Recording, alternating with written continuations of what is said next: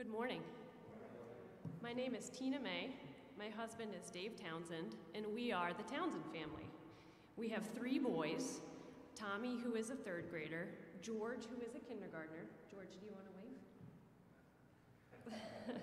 And our baby Johnny is about to turn 2.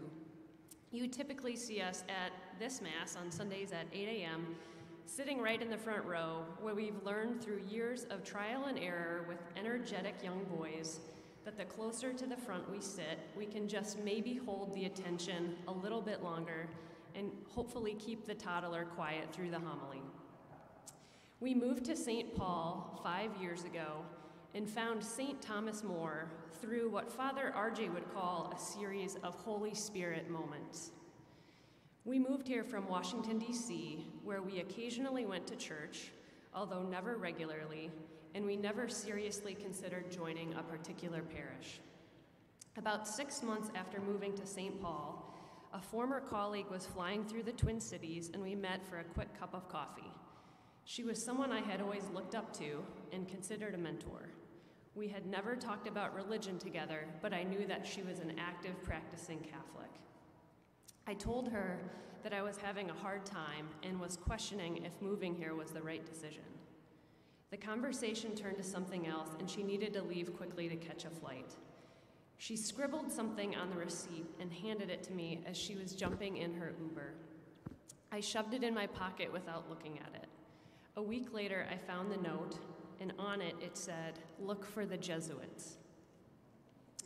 A quick Google search later, and that very same weekend, we found ourselves in the pews of this beautiful church. Dave and I were initially drawn to the welcoming nature of the parish. The introductions by those who would sit around you after Mass, the donuts for the kids, and the first time I heard Father Warren say that it was okay for the children to make a little noise, frankly, I was blown away.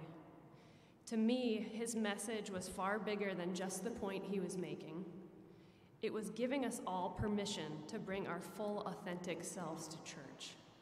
It was something I never thought I'd find in a Catholic church. We knew right away that St. Thomas More was very special. A year later, when we were getting ready to send our oldest to school, Dave and I were really struggling with a decision. A friend of ours and a fellow transplant to the Twin Cities, who had moved here at the same time we did, but with middle schoolers, gave us this advice.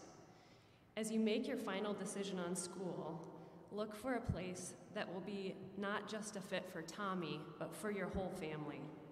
The place and people will be integral to your life for a long time to come. With that advice from a seasoned parent, it was easy to choose St. Thomas More. That was the shove that pushed us off of shore.